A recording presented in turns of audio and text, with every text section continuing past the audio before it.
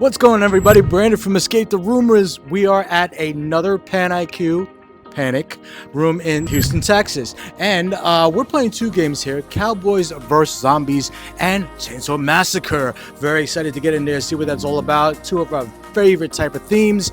Yeah, don't forget to like and subscribe to our YouTube channel so you know what to expect when you make it on over here. I gotta get in there and try to escape. So there's street parking as a choice, but there's also a parking lot right across the street. And if you make it to escape in less than 3 hours, it's free.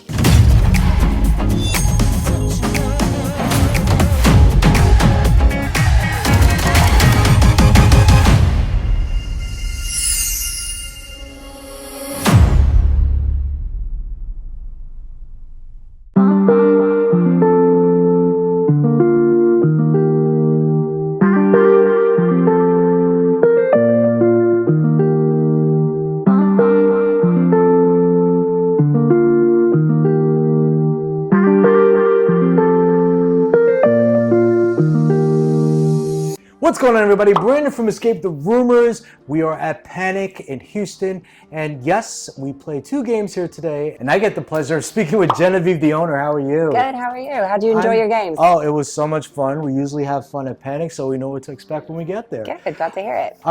You have a partner, though, right? I do. Okay. I have a business partner. Co-owner. Now, how many games do you have here? So we have 4 rooms currently, with a 5th room coming next year. Or with a 5th coming next year. And now the 5th room, is that like, can you tell us anything about it? I can tell you a little bit. So PanIQ is a franchise, as you know, and they kind of have a library of rooms that you can use from depending on how much space you have with the building that you get. We have a little awkward room that doesn't quite fit any of the PanIQ games. Okay. So I've been working with an amazing company up in Wisconsin to design a room for that space that will be coming some point next year. It's going to be called the Library. Ooh, make sure you follow on social media so you stay tuned for updates on that. Out of the 4 games you have available right now, which seems to be the most popular? Chainsaw Massacre. Hands down is the most popular room. Today is Halloween and it is fully booked. Halloween or not, it's still popular? It's usually the one that is most booked. If we have a dead day, there's still 3 games going on in Chainsaw. Wow. I think it's because it's unique to Texas. Yes. Yeah. And it's the Texas Chainsaw Massacre. Yeah. Sorry, the Chainsaw Massacre in Texas. Branding. And it's always the most popular one. And it is a first generation game, so it still is the lock and key, the traditional, there's not tech and puzzles and gear and electronics everywhere. It's still very much a classic escape room, and that's why I think it's our most popular.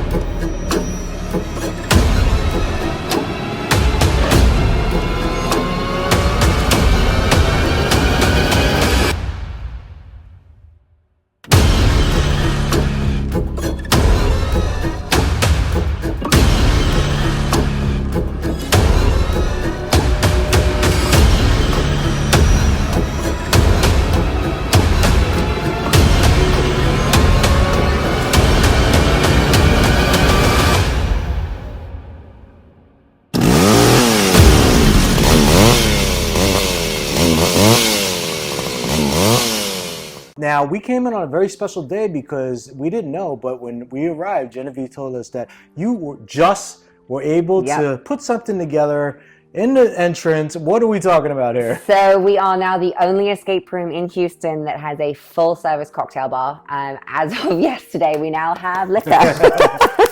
We have liftoff. We have liftoff and liquor. We have designed and curated an entire cocktail menu, so each game room has their own themed drink.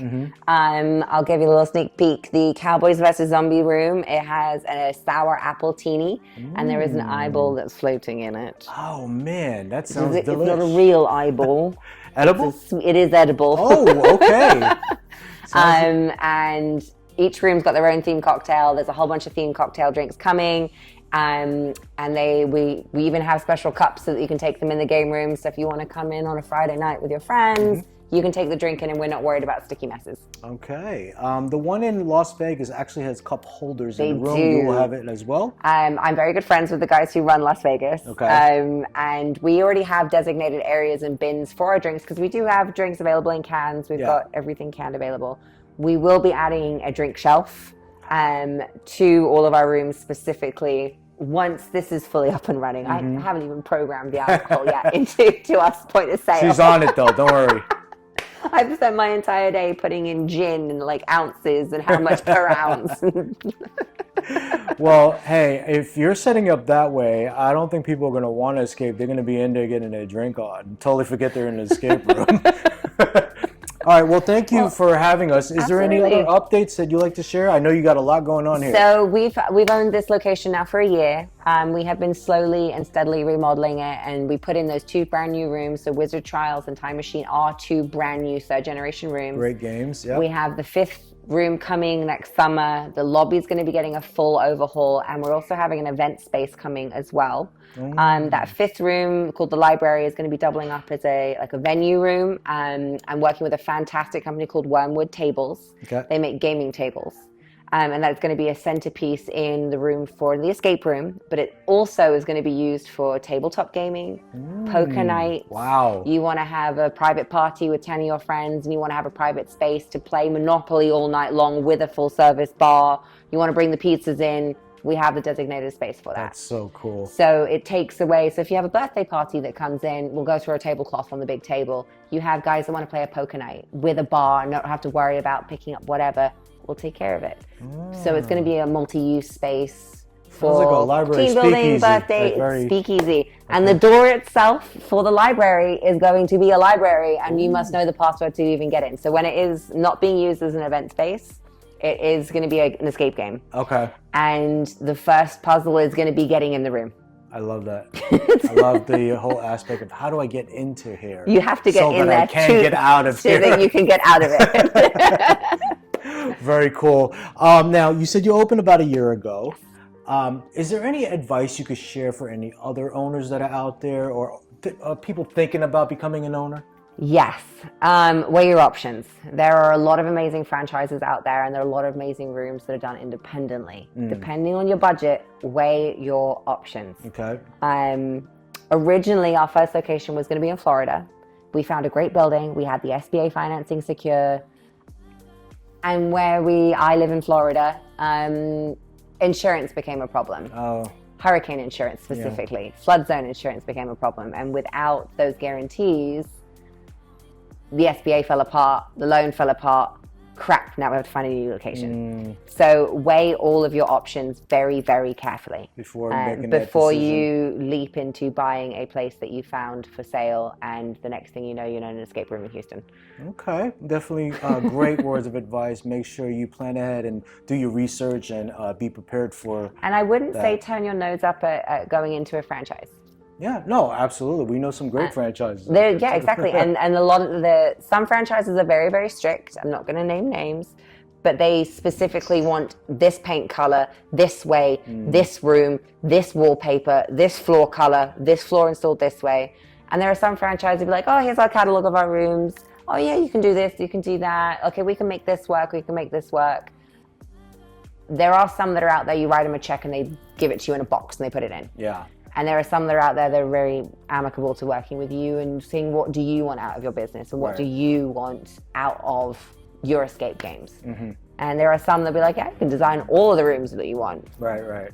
Whereas with us, with PanIQ, they're really great. I love working with PanIQ. Depending on what you want out of it, weigh your options. Yep, definitely great words of advice. They are extremely busy today. I mean, it's Friday, Halloween, but I think you said there was 2 rooms that are not being occupied yet because I know people are coming in to play those rooms. Can we get in there real quick and take a sneak peek? Let's go. Let's do it. Jewel. Ha! Truce. I'm not messing with her. I know all the Harry Potter spells. Yeah, exactly. I know one. Trademarking. The wizard, the boy who could... The one with the scar. That one. This brings back memories. We've actually played this at the Las Vegas location. You can actually click this link right there so you can see our trailer of Wizard Trials. And I have a couple more questions for Genevieve. Do you still game master? I know you're very busy. You're like building bars, building doors, and traveling all over the world. Do you still game master at all? I do when the team needs it. Okay. My primary job when I am here and I am in town is if they're game mastering because they're so good at it, I'll come and I'll reset the room. Okay. And I'll reset things, I'll clean up, I'll get games out, I'll get games in, I'll get the waivers going. But my game guides here are amazing. Every single one of them is fantastic. I let them shine and I'll help out. You're the Jane of all trades. Like, you're doing everything else. Well, you missed me hanging off a ladder earlier. So. Well, back in the days, or at some point of your involvement in the escape room industry, and you game mastered, is there anything you've seen players do in the room as well while they were in there? Anything, any crazy story? I'm going to tell you right now, we've heard probably everything from G-rated to R-rated. If you want, we'd love to hear something. There's so many. If you don't follow escape rooms on Reddit, you really should. Okay. There's a couple threads with a lot of escape room owners, and we get on there, and some of the things you hear about, some of the things you see are just bananas. Is this like a venting thread of like things that? No, it's just like, what weird things have you seen? Okay. And people are like, this happened at mine. Okay. Well, I still think my favorite one that I read, and it had video footage, it was on Reddit, was a group of frat boys. They thought to escape the room, they would all tackle the drywall between all of the rooms.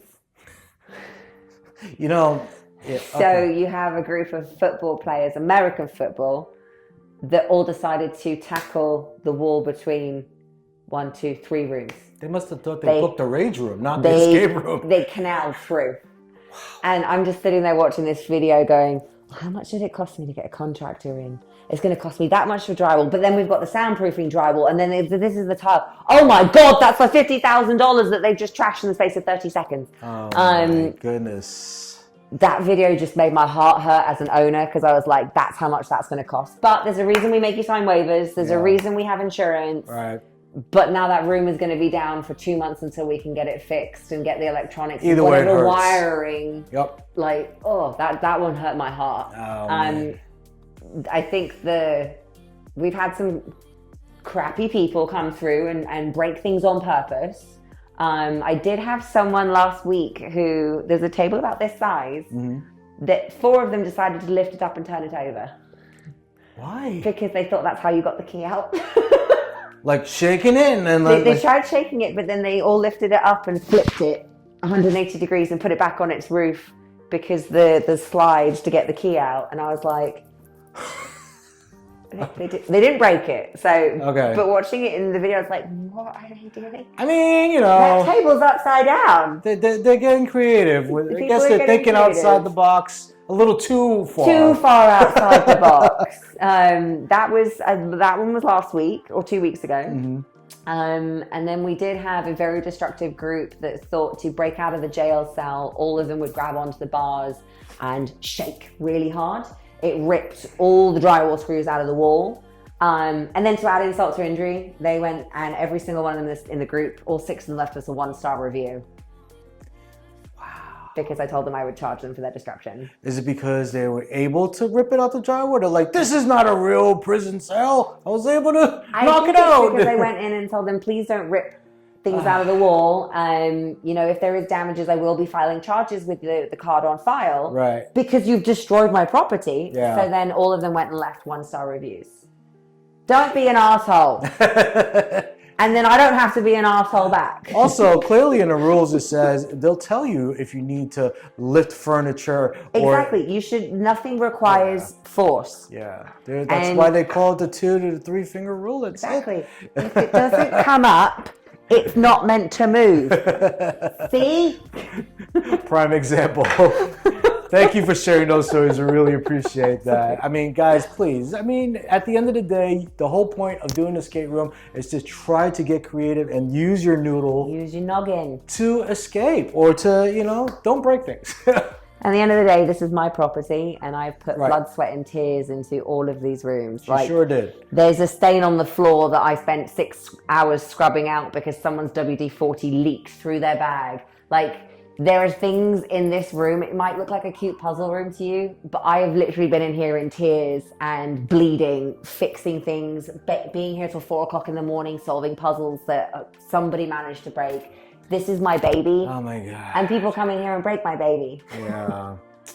Don't be mean to my rooms. Go book a rage room if you want to do stuff like that. Or if you live in a state that guns are good, go out into the desert and spend $200 at the thrift store and go out to the desert and just shoot it. Because I do that. Because that's fun. There you go. They might want some recommendations. Depends on your state. All right. I already know, and I already feel that Genevieve plays a good amount of escape rooms. Oh, I do. What's your number? 117. Ooh, and then are they mainly in the U.S. or you play? No, I play all over the world. Okay. So my partner and I, both of us work for the airlines. So we fly, and as you could probably tell, I'm from Europe originally. Mm-hmm. We play all over the world. We fly all over the world for various different things. I do spend a lot of time in Europe because obviously my whole entire family's there. London, Paris, Frankfurt, Amsterdam, Dublin. So you're playing escape rooms every time you touch the ground? Pretty much. Are they hiring? I think we just opened for flight attendants if you want to come to And Delta is hiring right now as well. Alaska and Hawaiian are as well. Part of the perks of our jobs is we get free travel. All right, I got to ask you, because you play so much, and because you play outside of the U.S. as well, I want you to let me know one that stood out for you. It doesn't have to be a favorite because that's going to be very hard. Oh, easy. In the U.S. and outside the U.S. In the U.S. and outside the U.S.? Okay, so outside the U.S., there is one in London. Really amazing guy. I think he was Polish. He's got 2 rooms in a basement off Oxford Street. Yep, I know which one. And the Da Vinci room. He had a Da Vinci room, and he also had a medieval one. And there are 2, but we did both the rooms, and there was one puzzle in each room that just blew my mind. Okay. In the Da Vinci room, it's going to be a spoiler. I can always cut it out. I'll give him the spoiler. Yeah, there are 2 puzzles, one in each room, that just blew my mind. And I've never seen a room transition like either of those anywhere else in the world. And I have played in Morocco, I've played in France, I've played in Fiji, I've played in all over the US, I've played in Canada, I've played all over Europe. Those 2 transitions to get between one room and the next, I've never seen anywhere else. Okay, I have to. And he designed them himself, and he's really proud of them. I gotta do some research and find out. Actually, if you guys know what she's talking about, please type it in the comments right now. We'd love to. Don't tell you how you sold it. No spoilers. Just the spoilers. name and the company. But he's got 2 rooms. Really, really great guy. He designed them himself. He's Eastern European. It's off Oxford Street. It's in a basement. Can't remember, it was like 2 or 3 years ago that I played it, but the transitions between the 2 rooms, 100% bananas. Okay, well, shout out to that company over in London. I know this is going to be hard because, well, you play a lot in the US. What stood out for you in the US? You can give me more than one, I won't be so strict. Okay, so there is one in Seattle. It's actually the first one that I took my partner to. Okay. I took him to this one in Seattle. And you start trapped in an elevator. Ooh. And it's a haunted hotel one. You have to solve the haunted hotel thing. And Locurio. Maybe, that sounds right. Yeah, Vanishing Act. I've played so many escape rooms that you can give me a name and be like, sure, that sounds right. It's going to be escape something. Escape room, escape works, escape this, escapology, or escape something. And there was one where we had to hold hands and connect a circuit. And The hints were everywhere. It was also his first time ever playing an escape room. I took him for his 50th So it blew his mind when he did it. It blew his mind, time, and I just remember like his face lighting up when we solved this puzzle, and that right there is the joy of escape rooms. Yeah, you don't think it's gonna work until it works. Until it works, and you're like, oh my god, that's science. Yeah. You're like, oh, I remember this in chemistry with the potato, or a lemon. Well, shout out to that one in Seattle.